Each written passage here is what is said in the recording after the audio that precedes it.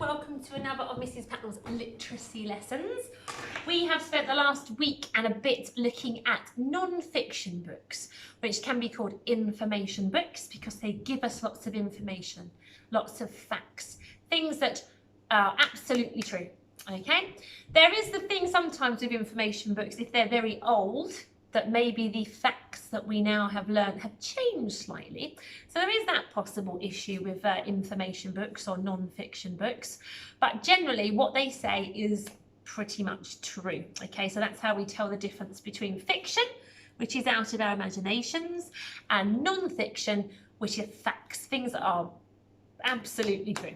Okay, so we are going to carry on with those books today, and we're going to carry on with the children's book of healthy eating, of which I am going to read a couple of pages out to you that have questions at the end. Some of the questions are kind of wrapped up in the things I've just read to you, so have a really good listen to what I'm reading and you should be able to answer the questions easily. Some of the questions need a bit more discussion, so I'd suggest pausing the video and having a good chat with mums and dads or whoever's doing your learning with you to get a really good answer. And there's not just one set right answer, there are lots of right answers. So you might come up with something different to someone else at home who is coming up with an answer, or those that are in the classroom. So it's good to hear all your different answers. So if you can pop them onto Tapestry, that would be excellent, so I can hear your amazing answers to these questions inside our book. Then I'm going to go on to introduce you to this book. It's a huge book, which is kind of handy for showing you on this screen. And I'm going to show you the different features of a non-fiction book, okay? So it teaches you how to use them properly and how to use them a bit quicker. And then you won't be put off using them then because you will be experts on how to use non-fiction books. So first of all, I'm going to read to you a bit of this. So I'm going to whiz round to the front so you can see the book a little better. Okay, so I am going to, a bit close there, sorry guys, I am going to start with this page. So yesterday we learned about Rashid, who didn't drink enough water, and we also learned about Liam, who didn't have breakfast in the mornings. But now we're moving on now to Isla. So this is Isla sitting over here, here she is, and it says about Isla, Isla would like to do sport, but never has enough energy. So she's always feeling tired. She doesn't feel like she could get up and run around because she just doesn't have the energy. She thinks that eating sweets will give her the energy she needs. But the boost they give her doesn't last very long, and soon she feels hungry again. Now the question at the bottom says, why shouldn't you eat sweets to give you energy? Okay, now the answer was kind of wrapped up in what I just read to you. So if you're having a good listen, you should know the answer to that quite quickly. So pause the video and tell your adults who are with you, why shouldn't you eat sweets to give you energy? Okay, so coming back from that question now. Now, if we looked at the answer above, when we read about Isla, she didn't have the energy she needed, and she thought if she ate sweets, she'd be all right, they'd give her the energy. But when she ate them, the energy she got only lasted for a tiny amount of time. So you shouldn't eat sweets because they'll only give you a matter of minutes worth of energy, when what you need to be able to play all lunchtime is a lot of energy. Slow releasing energy that will make you feel full of beans, full of life for a long period of time. And sweets will only be a quick burst or a quick boost, as they describe it here, and then it's gone. So that's why you shouldn't rely on sweets for energy, because it's just a quick boost and then it lets you down. It's gone. Okay, and on this page, Isla's PE teacher suggests she eats starchy foods such as pasta, rice and potatoes. They will give her energy for longer. Isla has noodles at lunchtime, so noodles is made of pasta, and doesn't feel tired or hungry in class that afternoon. So that's quite handy. So a PE teacher came up with a good idea. Eat starchy foods like pasta, rice and potatoes, as this will give you a long amount of energy. So she goes for noodles and feels full of zing, full of energy all afternoon. Now the question at the bottom that needs a chat is, how many starchy foods did you eat today? Now, it depends what time you're watching this video. If you're watching it really early in the morning, you haven't had much of a chance to eat many starchy foods today. So maybe you could think about what you ate yesterday. Did you eat many starchy foods like pasta, rice and potatoes yesterday? Have a little think. What did you have for dinner? What did you have for lunch? And then if you think, yes, actually, I did eat quite a lot of starchy foods, then think to yourself, did I have quite a bit of energy yesterday? Okay. If the answer is no, you didn't eat many starchy foods, then quite likely you felt a bit tired yesterday. Okay, so you can pause the video and have a chat about what you ate yesterday, and then we will come back onto the next page. Okay, I'm going to flick a few pages on now. Let's go to this one. Okay, so this page is about Ben. Ben enjoys his food, so I think this is Ben here, this is who we're talking about. So Ben enjoys his food and always has lots on his dinner plate, full up plate, okay? He thinks that this will give him lots of energy to play football, but he finds he feels heavier and is slower at running for the ball. So my question underneath says, why shouldn't you eat more than you need? So the answer is kind of wrapped up in what I've just read. Why shouldn't you eat more food than you need? So pause the video, have a chat with your parents about why you shouldn't eat more food than your body needs. Okay, and hopefully you've come back after your chat about that question. Why shouldn't you eat more than you need? The answer is because if you eat more nutrients than your body actually needs to survive and run healthily, then what will happen, certain foods will start to build up in your body. They won't be getting used in your daily exercise, and so they'll start to cling to your body, make you heavier. So things like fats in particular, if you eat more fats than you need, they will start to make your body heavier, because you're not burning it off with your energy, and therefore they'll start to make you weigh more and make you slower, okay, and not so speedy at games like football and things like that. So that's why you shouldn't eat more than your body needs just to survive in a good way. On this page, Ben's mum suggests that he has smaller plates of food. After a few weeks, he feels lighter and faster, and is able to help his team score more goals. Here he is, yeah, goal. The question underneath says, how do you know if you have eaten enough food? How do you know if you've eaten enough food? There's a question that needs thinking about. Pause the video, have a chat with the adults with you at the table. How do you know if you have eaten enough food? Okay, hopefully you've come back from having a chat about that with a grown-up at the table. The question was, how do you know if you have eaten enough food?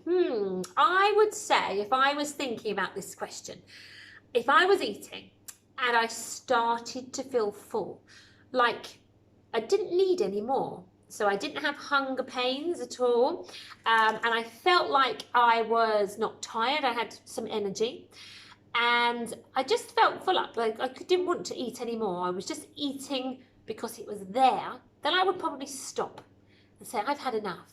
I feel full, my stomach no longer is growling or rumbling, so my stomach is telling me it's okay, it's full. And if I felt like I had energy and I wasn't tired, then I think I've probably definitely eaten just the right amount. Now, there's been many a time when I've kept on going, often at Christmas, especially with my Christmas dinner, and kept eating long after I know I'm full up. My stomach is definitely not growling, and I've actually eaten so much I've gone past having energy and I suddenly feel really tired. I feel like Ben in this page, when he ate too much, I feel tired, I can't move, my stomach feels so full. So when you get to that point, or if you get to that point, you've eaten far too much. So you need to stop before you feel so full up you can't move, and certainly if you just feel like, actually my stomach's not growling and it feels like it's had enough, then you can stop. You don't have to eat absolutely everything on your plate. Of course, I'm saying this doesn't mean that you can start throwing your dinner in the bin at home, because you need to make sure you've eaten a bit of everything, particularly those vegetables. So I don't want anyone saying, Mrs. Patnell says you don't have to eat everything, so I'm going to put all my carrots and beans in the bin.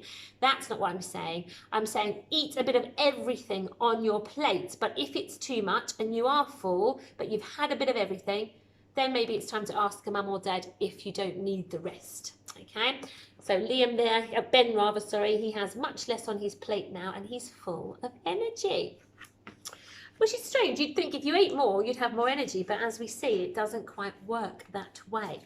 Right, I'm going to whiz round to the table here and show you my huge non-fiction book here. Now, I'm going to take you through a few features that all good non-fiction books tend to have, okay? Sometimes children's ones don't always have all of these features, but most of them tend to make it easy to use them, okay? So, first of all, we all know about this big bit on the front cover. I spoke to you about this previously with other books. This is called the title. And the title gives you a good idea about what the book's going to be about, okay? Normally in one sentence, or in this case, one word, gives you an idea what it's going to be about. Now, we looked at titles in the last lesson to decide if a book was fiction, out of someone's imagination, or non-fiction, that had facts in it, okay? So that's why titles are quite helpful. You can tell what type of book you're reading, and also what it's probably going to be about. So this book is called Eating. That's my title. So I know it's going to be about food and digesting my food, okay? So Eating is my non-fiction book. Down below here is someone's name, Paul Bennett. This is the author. And the author, what do? They write the book. So Paul Bennett wrote my non-fiction book on eating. Okay, so some very important features of a non-fiction book. Now, if you've got some at home, it would be great after this lesson to go and check them out to see if they have these features that I'm going to point out to you now. And if you can remember what the features are called, then that is very, very clever, okay? So, heading into the book, I'm going to bend it back this way, which is not great for books, but otherwise it's going to be all over the place when I'm trying to read it to you. There's my title again, Eating by Paul Bennett, the author. Nice picture here, she's eating a samosa. Okay, so I'm going to turn to this page. This is one of the first features I want to show you, okay? So this here is a page that has lots of words written on it, okay? And I hope you can see that the light's not on it too much. So lots of words written on it and numbers down this side here, okay? Now, what on earth do you think those numbers mean? What do they mean there? They are the page numbers in the book, okay? Now, this fine feature of a non-fiction book is called the contents page. You can see it up here, contents page. You can actually blend that whole word as well. You know all of those sounds. So a contents page. Contents has all these page numbers and this writing here because it's very helpful, okay? With a non-fiction book, you might have a question in your head that you want to know the answer to. Maybe it's to do with eating.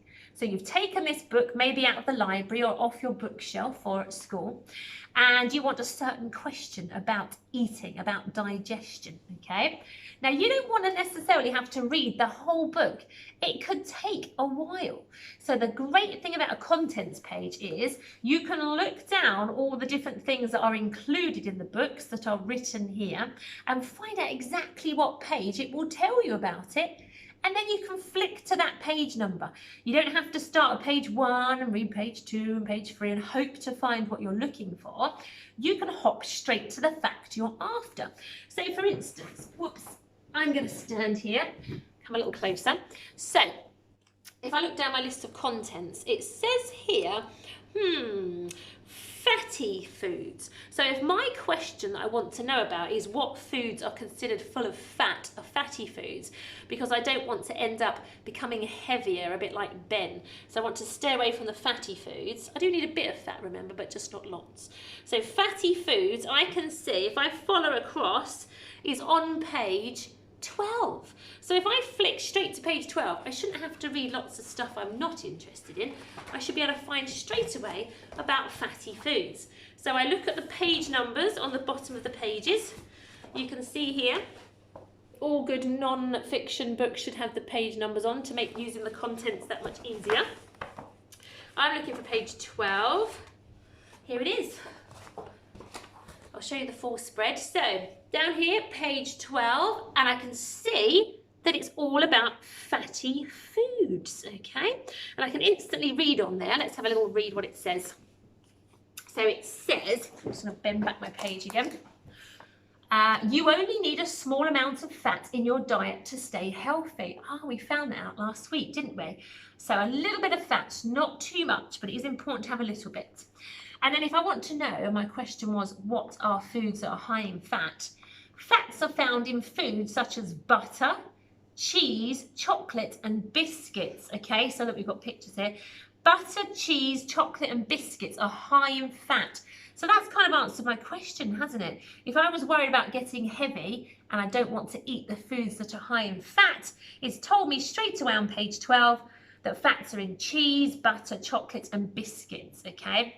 So while it's good to have a little bit of those things, because we should have a bit of everything on the healthy food plate, we don't want lots of those because we'll start to get heavy because they are full of fat, okay? Excellent, question answered. What a fantastic thing a contents page is. Let's flick back to my contents page. Okay, let's do one more. So, whoops, sorry about that. If I bring the book over, let's see, I've got a question about, I've got a question about eating too much, because our question just then with Ben was, how do we know we've eaten too much? So I ate too much here is going to be on page 28. Don't have to read the whole book to find out about eating too much. Page 28 should give me the facts I need. So look at my page numbers at the bottom. Look for page 28, I'm nearly there, 26, 27, 28, oops. And then straight away I can see I ate too much. It's all about eating too much on these pages. She looks like she's definitely eating too much. She's holding her stomach. She feels like I did on Christmas Day, okay? So I can instantly find out some facts about eating too much. Let me have a read. It is not good for you to eat too much of anything in one go. Sorry, you will get stomachache and may even be sick. Okay, so that's another thing that's a good reason not to eat too much. You could be sick or get stomachache. It says if you eat too much, your body will store the extra food as fat. If you eat too little, you will become thin and weak. So you have to get it just right. And like I said, normally eating until your stomach feels full and it's not growling anymore and you feel like you've got energy to get up, you don't feel like you have to sit down because you're so tired of eating too much, is a good sort of measurement of how much you should eat. If you keep eating, when you feel full up, you're going to start to get heavy. If you're not eating enough, you're going to start losing weight. So you've got to get it just right, okay? But generally at your age, mums and dads will help you out to get it just right, okay? So that's told me about eating too much. I could be sick or get a stomachache. So that is a contents page. What a fantastic thing that is on a non-fiction book. I don't have to read the whole book. I don't have to look at pages that don't have answers to my questions. I can go to the contents and find out exactly the information I want to know and what page number it is on. How fab is that? Okay, now I also want to show you today, when you go on to the pages that you want to read about, I want to point this out to you here. So I've turned to this page about a balanced diet, and at the top of the page, and it's very handily written, a lot bigger than the other words up here, and also in dark black, it is the heading. Okay, now in a non-fiction book, there are always headings at the tops of pages so that you can make sure you've turned to the right page. You've looked it up in the contents, you want to know about a balanced diet, and there it is, the headings at the top. You found the right page. So it's very helpful for checking you've got the right page. And it tells you exactly what you're going to read about for the rest of the 2 pages in this instance, okay, that one and this one.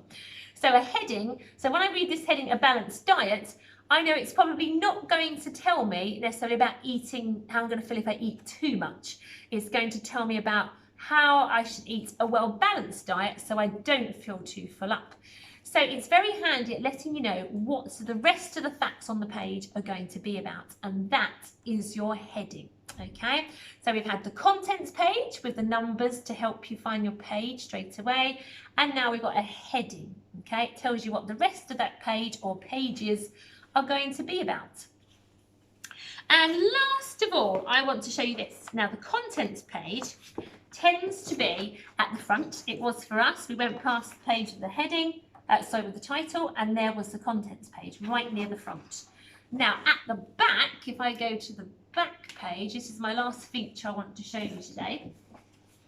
It has, and you can see up here,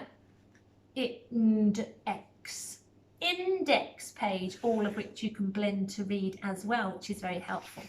Now, on the index page, it also has lots of numbers. Can you see here? Lots of numbers again, and words next to the numbers. In fact, lots more lines of words in an index page. I'm going to nip round this side so you can see it a bit better. Whoops. So, our index page is kind of similar to a contents page, okay? But it puts the words that you might be looking up in alphabetical order, which means they go in the way of A, B, C, D, E, F, and then G, and so on until the end of the alphabet. So if you just want to know about a certain one word, so not necessarily how will I feel if I eat too much, you might just want to find out about one single word, like maybe beans, okay? You want to find out if beans are good for you or bad for you. You can go to the index, just look up the one single word beans. So beans begins with a B, which is the letter B. So it won't be A's, but it will be in the B's. Beans. I could go to page 9 or page 17, and at some point it will tell me something, a fact about beans. Let's check it out. Let's go to page 9. Will it have anything about beans on there? Aha, yes, true enough, that index was right. Here on page 9, it tells me proteins are found in lots of different foods, such as meat, fish, eggs, milk, cheese, nuts, and beans. Absolutely, an index can tell me information about how to find about just simply one word. So it doesn't have to be a whole big question you're looking up. You just want to know about beans. Flip to the back of the book, find the index, look up the word beans, and remember it goes in alphabetical order, so you can find it quite quickly if you know it's at the beginning or the end of the alphabet. And then you can go straight to that page and find out about just about beans, as simple as that. There are other things listed in the index, such as cheese, mussels, vegetables, teeth, strawberries, so simple one-word things that you want to see where that's mentioned in the book, maybe find out a fact about that, then the index is great for finding out information there. So I don't have to read the whole book again to find out about beans. I can look on those pages in the index book. Okay, so there's a lot of new words there and a lot of ways to use a non-fiction book. So don't worry if you haven't remembered them all, but we have got a title, the author, we've got the contents page at the front of the book that tells us where we might find the answers to a whole question that we might have. We have headings on the top of the page, which tells us what the rest of the page is going to be about. And at the back of the book, we have the index. Whoop, hang on. Where is it? Back of the book, we have our index that tells us where a simple one word might appear on a page, okay? So, excellent start to our features of non-fiction books. As I say now, at the end of this video, maybe pop and find some non-fiction books on your bookshelf and see if they have those features. Do they have a title and an author? They should do. Do they have a contents at the front, an index at the back, and headings on the pages? I will see you again tomorrow when we'll look at a few more features of a non-fiction text, and we'll have a few more questions from our children's book of healthy eating. See you tomorrow. Bye-bye.